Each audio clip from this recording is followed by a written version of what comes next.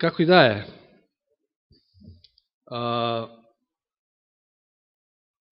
Јас би сакал, денеска да продолжиме со, како што најавив минатиот пат, веројатно ќе излезат можеби 3 дела од оваа тема.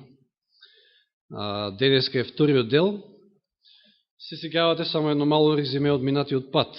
Откако веќе откривме кој е зверот, број 1 од Откровение 13 глава, кој е малиот рок од Данило 7 и 8 глава, за кој што ја не знаеме дека имаше тема, која е блудницата од Откровение 17 глава, и откако заклучивме дека тоа е една иста организација, систем, римокатолицизмот, значи повторувам пак систем, не поединци, секаде има Господ свој народ, токму затоа и таа троангелска порака, за да се повика тој народ да излезе и да се приклучи на Божиот народ. И се впуштивме во една потрага, да кажам, така да го пронајдеме сега кој е жигот на зверот, неговата ознака, како веќе знаеме кој е зверот. И сеќавате, тргнавме и заклучивме дека последниот конфликт пред се ќе се одвива и се одвива околу Божиот закон. Потоа се насочивме конкретно на првата плоча од законот. И потоа конкретно на една од заповедите на првата плоча од законот, а тоа е токму четвртата. И читавме неколку стихови, нам многу добро познати, дека токму саботата е знак помеѓу мене и мојот народ, вели Господ. Читавме Езекиел 20:12, читавме, кој беше другиот стих? Излез 31:17. Не знам дали приметивте кој е денешниот утрински стих. Супер се вклопува, позатоа би го прочитал. Езекиел 20:20. Че минатиот пат го читавме 12-тиот од 20-та глава. Но еве сега ќе прочитаме 20-тиот стих од 20-та глава. Езекиел 20:20. Тоа е баш утринскиот стих за денеска.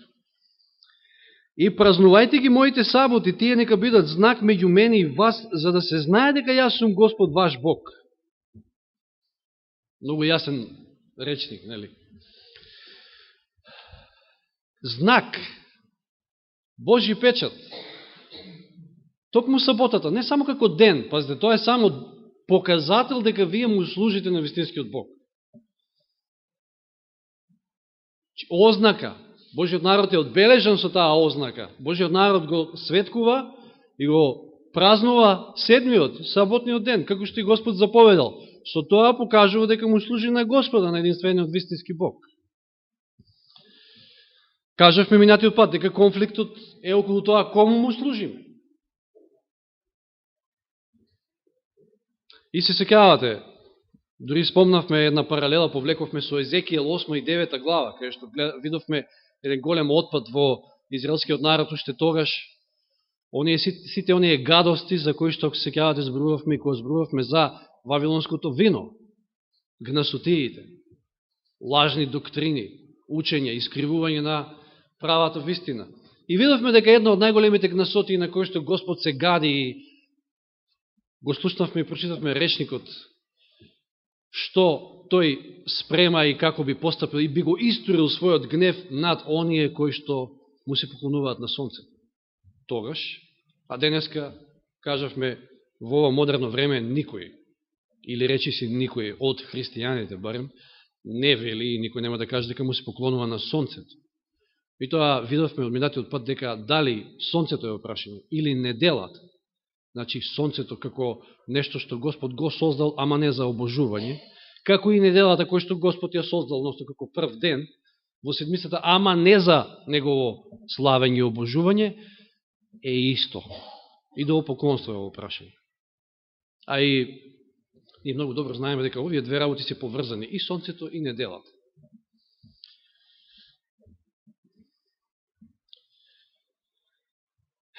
И денеска мнозина ќе се запрашаат и се прашуваат, знаете, знам, верувам дека кога сте му сведочеле на некого и кога сте му зборувале токму за саботата, и ќе ви рече, па добро бе, цел христијански свет празнува недела. И ако се обидете да му објасните од каде е неделата, ќе рече. Па, мислам, тоа е тоа затоа што се случило уште многу одамна, па тоа со генерации е пренесувано. Тешко некој да свати дека тоа датира уште 4. век. Зборуваме за христијанството. Сето тоа влече корени уште многу одамно од паганизмот. И читајќи ги овие стихови, како што прочитавме Езекијел 20:20, намерно ја оставив за овој пат да прочитаме 4-та заповед.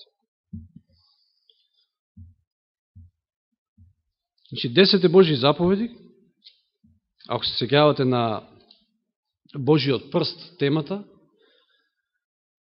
е единственото место од Библијата кој што Господ не е оставил на никој да го запише, туку тој лично го запише. И тоа е со цел, се разбира. Тоа е 20 глава, Излез, каде што ги запишал со свој прст 10 заповеди, давајќи им ги на израелците, и меѓу нив и 4-та заповед, која што не е случајно во центарот на законот, и која што гласи 8, 9, 10, 11 стих. Помни го саботниот ден за да го осветуваш. 6 дена ќе работиш и ќе ги вршиш сите своји работи, а 7-миот ден е сабота Господова на твојот Бог. Тогаш никаква работа не ќе работиш ни ти, ниту твојот син, ниту твојата керка, ни твојот слуга, ниту твојата слугинка, ниту твојот добиток, ниту странецот што е внатре во твоите порти. Зошто? Внимавате се 11 стих. Ово нам не е многу добро познато. Зошто во 6 денови Господ ги направи небото и земјата, морето и се што е во нив, а на 7-миот ден се одмори. Затоа Господ го благослови и го освети саботниот ден. Знаете, денеска, јас не сум го видел, меѓутоа печатот еве, да речеме, на господинот Ѓорги Иванов, нашиот председател. Меѓутоа, знаете, обично, што опфаќа, не само неговиот, туку и печатите на, еве, на Обама, да кажеме, дека неговото име, или на Путин, не е председател, меѓутоа, да, значи, неговото име, неговата титула или звање и областа на неговото владење. И тоа не е само од, знаете, од стари времиња. Има откриено еден куп глинена плоча, ке спомнам, на кое што се заветувале двајца цареви, и кое што е интересно како е запишан тој завет. Запишан е од двете страни на плочата. Со тоа што на првата страна, значи на она предна страна, е удрен печатот на оној кој што се заветувал, и бидејќи при тоа се бришат некои делови од самиот завет, па затоа истата таа содржина се е запишена и на задната страна од плочата. Така се практикувало в старо време. И интересно е што на ист начин, предпоставам дека знаеме дека законот, како е запишен законот? На две плочи, меѓутоа од двете страни на плочите.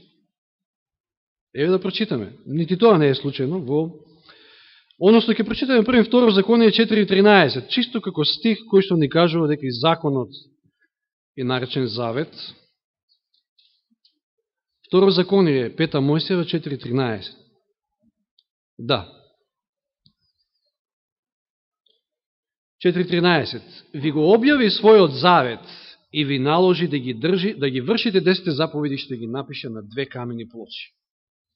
Божиот завет, Божите заповеди, моралниот закон. И сега во Излез, малку наназад, 2 Мојсеева, Излез, 32 глава, 15 и 16 стих.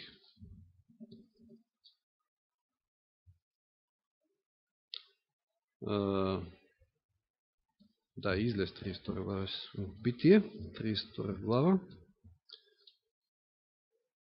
Мојсе се заврати и слезе од гората, во рацете му беа двете плочи на сведоштвото, дури и сведоштво уште се нарекува, завет, сведоштво, закон, плочи напишани на двете своји рамнини, напишани и од едната и од другата страна.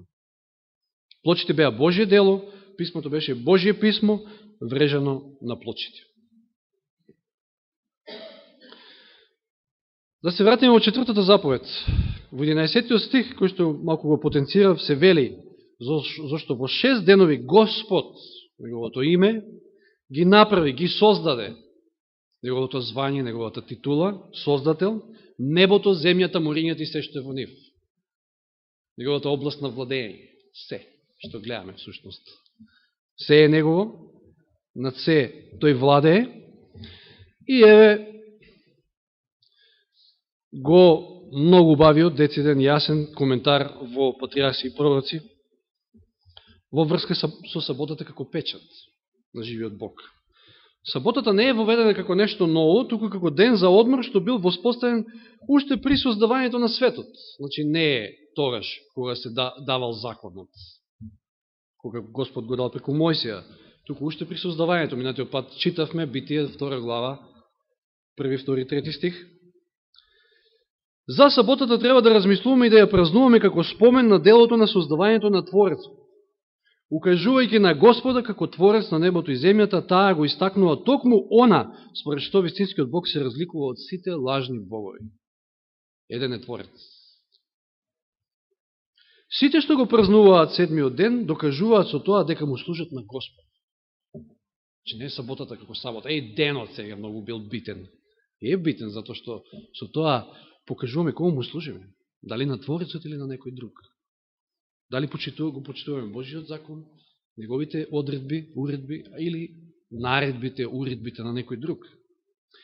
Сите што го празнуваат, значи ќе повторам, сите што го празнуваат седмиот ден, докажуваат со тоа дека му служат на Господа.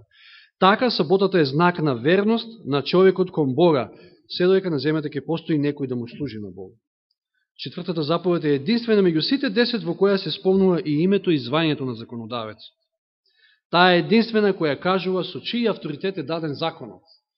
Че Господ го дал законот и се подпишал, удрил печат всушност. За да покаже автентичноста на законот и кој е тој кој што стои како авторитет за законот. Според тоа, таа е Божи печат со кој што законот е запечатен, со кој е потврдена неговата автентичност и задолжителност. Много јасен речник. Меѓутоа, ние денеска нема само да се задржиме на Елен Вајт, затоа што ние удираат по нос Елен Вајт па Елен Вајт. Јас денеска ќе прочитаме едно чудо на изјави и цитати и на протестанти и на католици. Околу саботата и поготово околу неделата, која што е всушност токму оној жик на зверот што го бараме, односно самата промена. Ќе читаме малку подоцна. Господ дал се, Господ го дал законот. Меѓутоа, пророштвото вели дека некој ќе се дрзне, а тој е токму малиот рок. Папскиот Рим, а не христијанскиот Рим, како што стоеше во една од поуките лански. Значи, во Данијел, 7 глава, 25 стих, меѓу сите други работи, хулењето и така натаму, всушност 25 стих го офаќа и тоа. 25 стих во 7 глава Данијел гласи: тој ќе хули на Севишниот, ќе ги сотрува светите на Севишниот, ќе помислува да ги измени времињата и законот. И светите ќе бидат предадени во негови раце за едно време и за 2 времиња за половина време. Малиот рок го менува законот, кој што е запишан од Господа со негов прст и запечатен. Римокатолиците, ова се 2 цитати од големата борба, од Елен Вајт, меѓутоа подосна се останато нема да биде од Елен Вајт. Римокатолиците признаваат дека промената на саботата ја извршила нивната црква и изјавуваат дека со празнувањето на неделата протестантите ја празнуваат нивната, односно ја признаваат нивната власт. Па не е ни чудо што оној Тони Палмер ќе каже протест веќе не постои, протестот умре, готово. Оној протест на Мартин Лутер и на останатите. Јас во поглед на ова што е запишано, одамна е умрен протестот. Само што сега само природно си течат работите кон оној екуменизам кој што го гледаме. Во книгата Католички катехизам на христијанската вера, значи Елен Вајт овде се повикува на католички извор, На прашањето кој ден треба да се празнува според четвртата заповед се дава следниот одговор. За време на стариот закон, саботата било посветен ден. Но црквата, поучена од Исуса Христа и под водство на Божиот дух, кобајаги, ја заменила саботата со недела. Така што ние сега го празнуваме првиот, а не седмиот ден. Тоа значи дека сега неделата е Господов ден.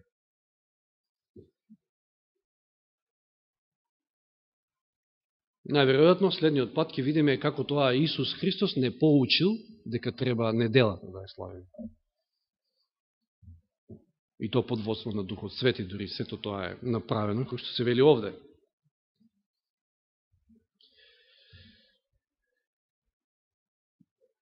Јас извинувам, мислам дека не ми е забележано овде, заборив, меѓутоа ова што го читав, мислам дека не е од големата борба. Сега, не, се исправам. Значи, тоа е од големата борба, е уште еден цитат од големата борба. Два ми беа, затоа знам поред. Како знак на авторитетот на католичката црква, папските писатели ја наведуваат токму оваа промена на саботата во недела, што ја одобруваат и протестантите, зошто со празнувањето на неделата тие празнуваат власта на црквата да ги одредува празниците и дека престапувањето на тие празници е греф. Значи, престапувањето на неделата како празник, воспоставено од католичката црква, е греф. Според тоа, што е друго промената на саботата, ако не жик или знак на моќта на римската црква? Жик над зверот.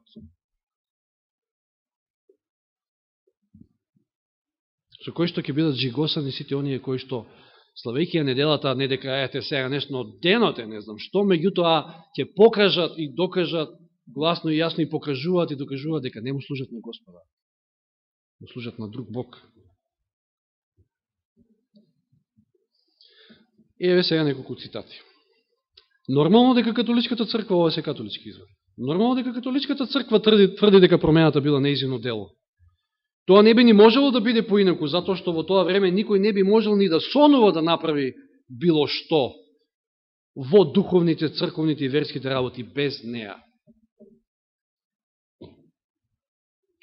Ова дело е жик на незината црковна моќ и авторитетот во верските прашања. Че е потврдено она што е запишено во големата борба. Не открила кој знае што Елен Вајт. Ако така, како што нели сме напаѓани ни велат. Светкувањето на неделата нема поддршка во Светото писмо и исклучиво почива на традицијата. Протестантите секојаш тврделе дека Библијата и само Библијата треба да биде стандард на нашата вера. За да одговори на овој предизвик, Римокатоличката црква повикала на советување во Трент. Ова не е цитат, ова е само извадок. Овие цитати и изјави овде, католици и протестанти, се извадени од книгата Истина и наше време на Валтер Фајт. Значи, за да одговори на овој предизвик, Римокатоличката црква повикала на советување во Трент 1545 година и еве овде изјава и две изјави од архибискупите. Црквата ја промени саботата во недела, не по Христова заповед. Вид каква контрадикторна сега со претходното. Туку со собствениот авторитет. Почитувајќи ја на делата, чив авторитет тогаш слушат и почитувате, на кого му се клањате. Традицијата, уште една изјава, а не писмото е карпата на која што е изградена црквата на Исус Христос. Под наводници ова црквата на Исус Христос. И сега протестантите, следејќи ја католичката црква, исто така, како ден ја празнуваат неделата, всушност го празнуваат денот за богослужение кој што го почитуваат како знакот на папството. Еве што велат римокатолиците, упатувајќи им зборови на протестантите, кои што наводно тврдат и велат дека се држат за Библијата и само за Библијата. Христијанската недела до ден денешен е признат потомок на католичката црква, како брачен другар на Светиот Дух. Без нито еден збор на протест од страна на протестантскиот свет. Неделата е наш знак за авторитетот.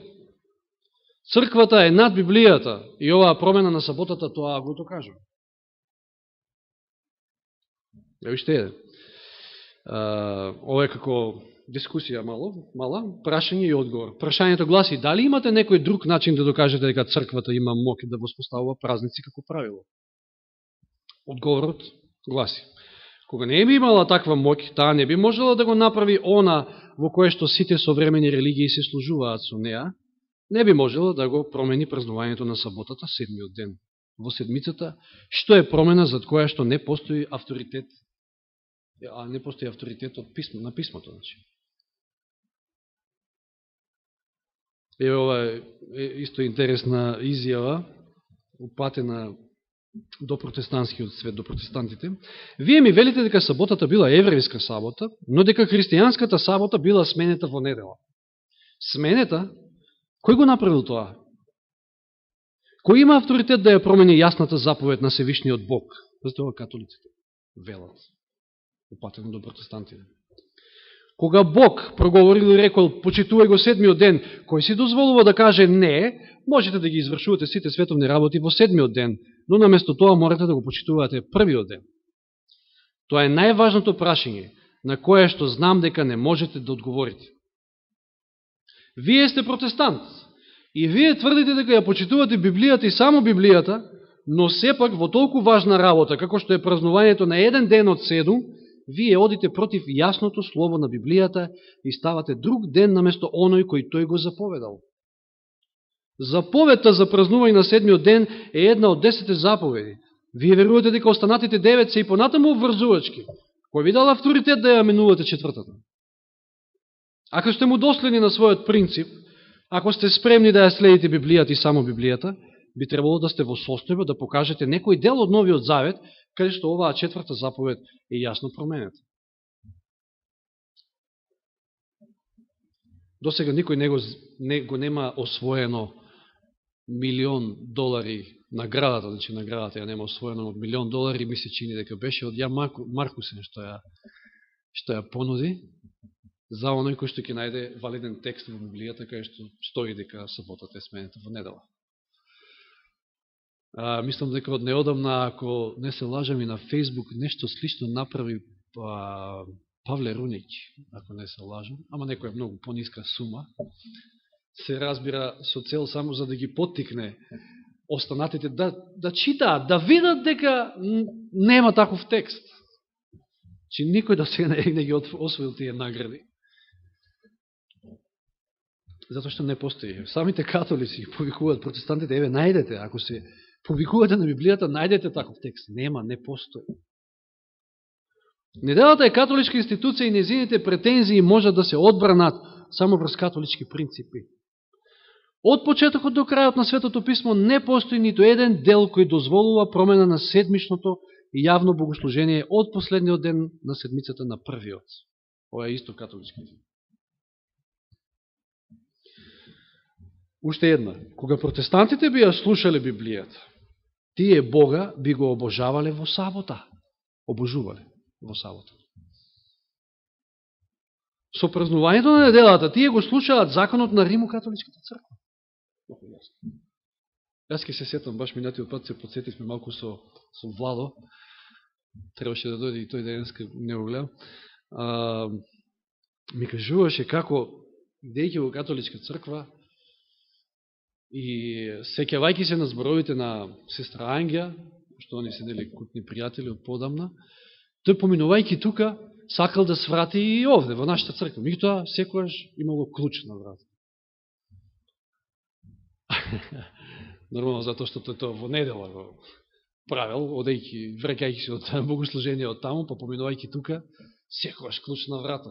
Се прашило сега, потоа откако ја прашала Ангја, така барем ми кажуваше, сеќавам, не во недела, во сабота ќе отидеш, тоа беше отворено, тоа беше имам богослужение. И така мислам дека ќе се случи да дојде. Значи, кога протестантите би ја слушале Библијата, како што тврдат, тие Бога би го обожувале во сабота. Со празнувањето на неделата, тие го слушаат законот на Римокатоличката црква. Како што сега се повеќе и повеќе ја слушаат Римокатоличката црква. Протестантизам веќе не постои малтене. Разумот и здравото расудување налагаат прифаќање на едната или на другата можност, или протестантизам и празнување на саботата, или католицизам и празнување на неделата. Компромисот е невозможен. Самите католици. Или. Тие го поврзуваат протестантизмот со саботата, а неделата својата институција со самите себе, со католицизмот. Значи, ако Библијата вели, и тоа е јасно, дека саботата е печат Божие, католичката црква не е, мислам, близко до умот е да се свати дека, вадејќи го тој печат, тие тогаш имаат право и можат да прават што сакаат, да го менјаваат, да го кројат, да го кратат законот и тој го направиле, го извадиле печатот. Сега ние ќе ставиме свој печат и сега ние ќе си креираме свој закон. Сосема поинаку се заповедите кај нив.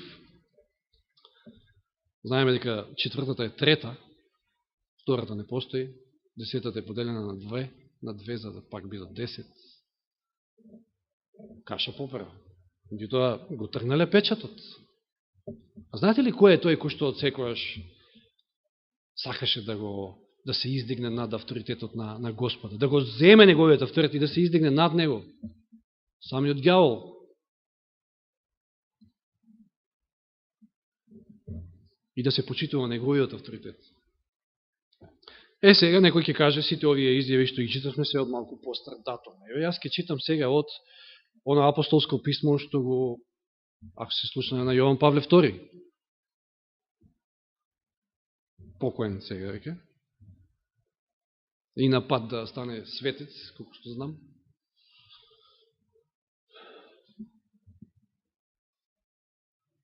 Еве што напишал, и тој постојано потенцира, ова веројатно сте и порано можеби сте слушале и браќа Стендиш, мислам дека цела книга издадува во врска со ова апостолско писмо. Тој постојано ова писмо потенцира на неделниот закон, на донесување на неделен закон, озаконување на неделата, како ден за светкување. И еве, ова се негови зборови, од делот од тоа негово писмо, под наслов Денот за одмор. Вели папата Јован Павле II, дури во 4. век граѓанскиот закон на Римската империја го препозна седмичното повторување, тој самиот си признава кога било тоа, одредувајќи, внимавајте сега, негови зборови, одредувајќи на денот на сонцето, судиите, луѓето од градовите и разните трговски корпорации да не работат.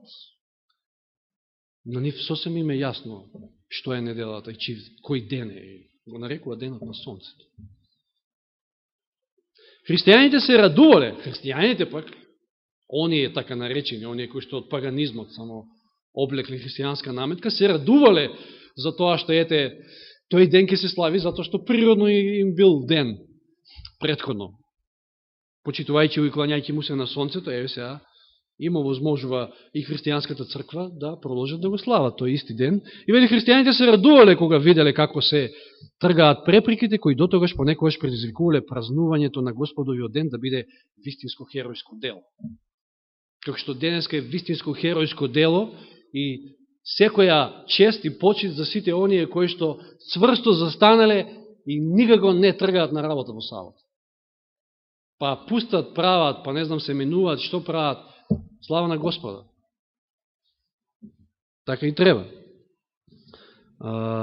Значи, тие сега, тие христијани, можеле да се предадат во молитва без никакви пречки. И се повеќе за таквите, ке нема пречки. Ке има пречки за оние кои што вистински сакат да му служат на Господа. И сега ова ми е малку подцртано. Според тоа, би било погрешно овој закон за ритмот на седмицата да се смета само за обична историска околност, без никакво посебно значење за црквата, и кој што таа едноставно можела да го одвои. Дури и после падот на царството, на римското, соборите не престанаа да инсистираат на уредување во врска со неделниот одмор, што трае со векови.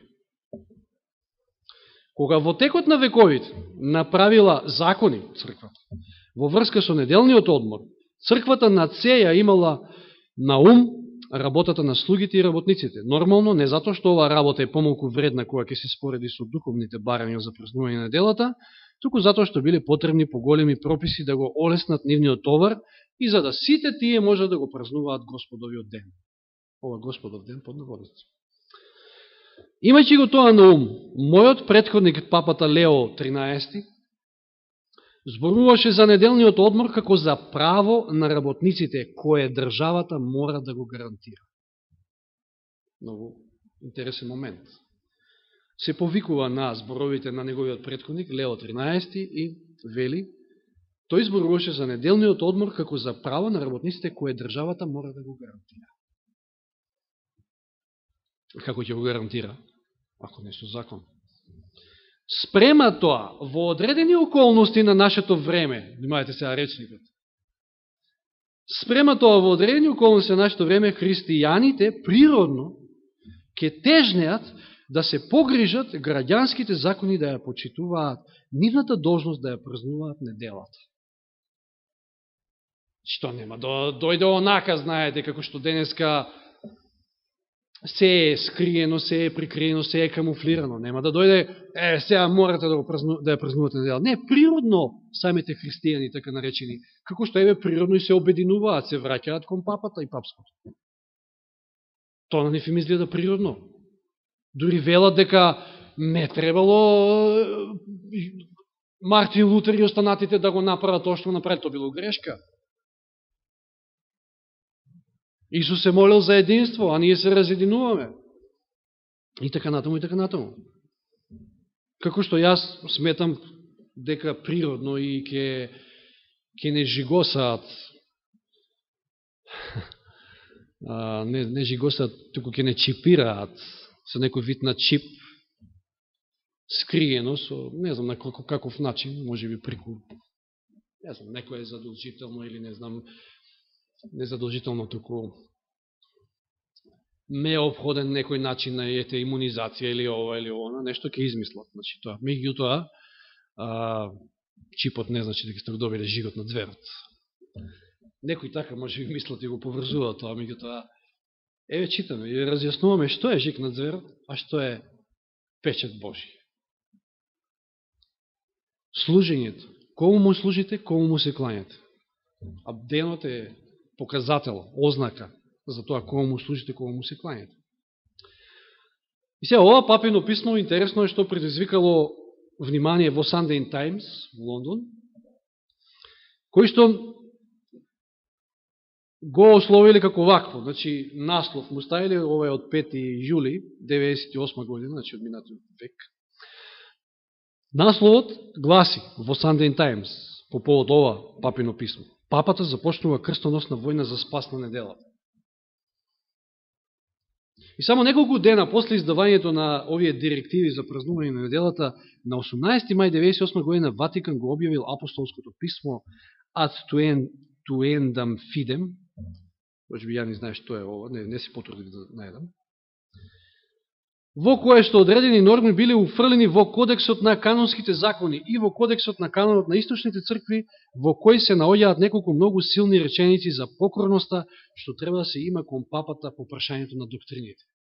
И еве ги сега тие одредби кои што биле вметнати во овој кодекс, поточно во универзалниот закон на католичката црква. И само пратете го речникот со кое се напишени овие одредби во овој нивни универзален закон, па ќе видите колку е часот, што велиме. Кој да се одрече, под еден, кој да се одрече или се посомне во било која вистина која мора да се верува во божествената и католичка вера, или ја отфрли христијанската вера како целина, и не се освести од како ќе биде легитимно предупреден, треба со голема екскомуникација да биде казнет како еретик или како отпадник. Припадник пак на свештенството, ако такво нешто направи, може да биде казнет со други казни, што не исклучува и отстранување него. Под 2. Ако било кој ја отфрли пропишаната доктрина од страна на римскиот понтиф или бискупскиот колегиум, кој го спроведува својот автентичен магистраториум, а кој дефинитивно треба да се почитува, Или ако прифати доктрина која тие ја осудуваат како погрешна и не се освести од како ќе биде легитимно предупреден, треба да биде казнет со соодветна казна. И на крајот се сумира и се вели, ние наредуваме, значи тој колегиум бискупски, заедно начело со папата, ние наредуваме дека се што е објавено од наша страна во ова апостолско писмо, е цврсто и валидно и наредуваме да биде уфрлено во универзалниот закон на католичката црква, односно во кодексот на канонските закони и во кодексот на каноните на источните цркви. Точно онака како што е погоре одредено. И никако поинако. Ова е објавено во Рим, во црквата на Свети Петар, 18. мај 1998 година во, како што велат тие, 20-та година од нашиот понтификат. Ова е во времето на Иван Павле II. Слушајќи ги овие цитати, овие изјави, овој речник овде, мислам дека знаеме кон што одиме, а и не беа ни потребни ни тие, затоа што Библијата многу добро кажува. Кон што оди овој свет, кон што одиме ние и какви времења ни очекуваат. И навистина, ќе биде голем предизвик за секој од нас. Не сум јас нешто посебно храбар, па сега што сум излегал тука во ова време, кога е политички некоректно да зборувам вакви теми, затоа што вистината никој ще била популарна, знаете, оној кој што сака да биде популарен, може ќе изнесува некои популарни теми. Јас, ако сакав да бидам популарен, ќе останев таму кај што бев пред 17-18 години. Ако имав таква намера. Но, ја дори денеска од некои зборови разбрав дека воопшто не сум храбар. Дека многу ми фали во тој поглед. Но, имаме едно сценарио во кое што зверот заедно со неговата икона се вели во Откровение 13 глава 16-17 стих, тоа е нешто што ќе дојде. И верувајте, ќе дојде сигурно. И направи сите мали, големи, богати, сиромашни, без оглед, слободни робови, да им се даде ознака на десната рака или на челото. Жикнат зверот и никој да не може да купи ниту да продаде, освен оној кој што ја има таа ознака. Името на зверот или бројот на неговото име. Знаете ли што значи ова? Ке живеат, ке екзистираат оние кои што ќе го имат живот на зверот. Зборуваме за екзистенција и живот на оваа земја. Што би правиле оние кои што не сакаат да го добијат живот на зверот? Прашање за размислување. Да, Господ ветел вода и леп. И доволно и тоа. Господ знаеме како го хранил Илија. Имаме и други примери. Господ знаеме како ги хранил израелците 40 години во пустината. 40 години во пустина, кај што нема ништо за јадење, вие имате и јадење, и пиење, и се имате. Тоа е едно, меѓутоа, од друга страна, во третата ангелска вест, кои зборови ги слушаме? 14 глава Откровение, од 9 до 11. И друг трет ангел дојде по него, велејки со силен глас, евеа објавата на третиот ангел. Ако некој му се похули над зверот и на неговиот лик и прими ознака на своето чело или на својата рака, да, може би нема да има да купи да продаде. Ама, односно, се извинувам, тој што ќе добие таква ознака и жик ќе има, ќе екзистира, ќе купува, ќе продава и така натаму. Меѓутоа, самиот ќе пие од виното на Божиот гнев, што е налеано чисто во чашата на неговиот гнев, ќе биде мачен. Па сега, наш е изборот. Господ е со нас, ако ние сме му верни, ако наша цел е да го прославиме, како и самата полка што велеше, наш е изборот.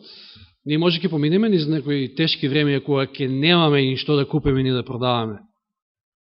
Знаете, мене страф ме фаќа кога на ова денешно време, а луѓе се осостојба што све не да направат за да екзистираат некако, кога се има. Мислам, се има кој умрел од глад у Македонија, јас не слушнав до сега.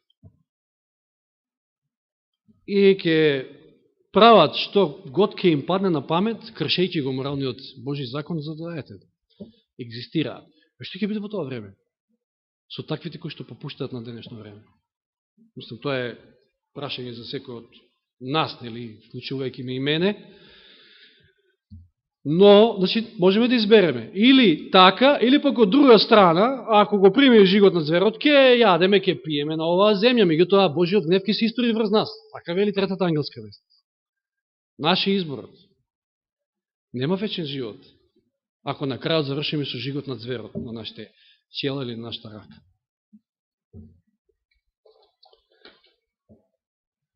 Што да додадам? Освен тоа, што навистина ни престои бурно време и треба да имаме таа целосна зависност, како што беше спомнато од Господа.